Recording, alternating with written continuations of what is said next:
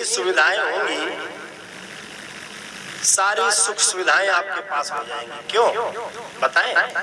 जैसे समझना, एक बालक होता है, छोटा बालक, और वो बालक जब रोता है और माँ कोई दूसरा काम कर रही होती है तो माँ क्या करती है? सबसे पहले अगर घर में छोटा बालक है, वो बालक रोने लगता है और माँ कोई दूसरा कार्य कर रही है घर का, तो माँ क्या करती है?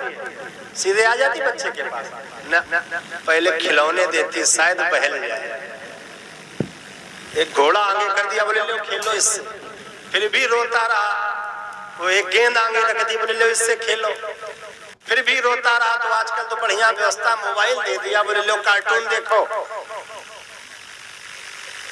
हाँ, आजकल बड़ी बढ़िया व्यवस्था है, लोगों ने आजकल। फिर बाद में बड़ा प्रश्न, बोले महाराज जी बहुत मोबाइल देखता है। अरे कैसे देखता है? आपने ही तो उसको आदत डाली ना, आपने तो उसकी आदत डाली है, आपने ही तो पहले फोन दिया ना उसको। बच्चे महाराज बहुत एक्सपर्ट है फोन के।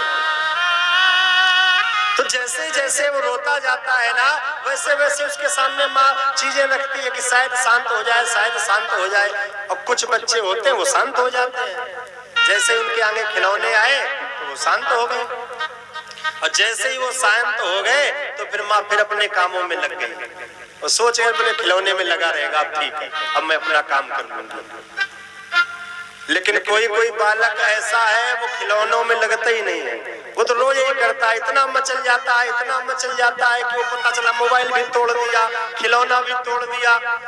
फिर माँ जान जाती है कि बहुत ज्यादा ये तो हमें ही बुला रहा है, तब माँ दौड़ के जाती है और बालक को गोद में ले लेती है।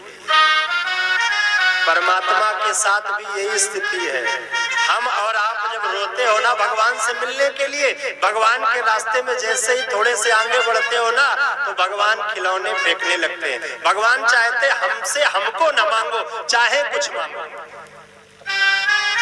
भगवान कहते हैं हमसे हमको न मांगो, तुम कुछ भी मांगो। फिर भगवान इतने खिलौने देते हैं, बढ़िया घर बन गया है, लो खिलौना खेलो। अब बढ़िया गाड़ी की व्यवस्था कर दी, ये लो खिलौना है खेलो। बढ़िया सर्विस लग गई, खिलौना है खेलो। तो जो नादान बालक होते हैं ना, वो सब इन्हीं खिलौनों में लग जाते हैं और रोना बंद कर देते हैं। परमात्मा के प्रति जो छटपटाहट है वो कम हो जाती है, और फिर भगवान अपने अन्यत्र काम देखा करते हैं, बोले तुम खेलो इसी में। लेकिन जो भक्त होते हैं, जो वास्तविक भक्त होते हैं, इन खिलौनों को पाकर के भी इन खिलौनों में उलझते नहीं है और रोते रहते हैं। तो फिर जिस प्रकार से माँ अपने बालक को शांत कराने के लिए आती है, इसी प्रकार से परमात्मा को भी दौड़ करके आना पड़ता है।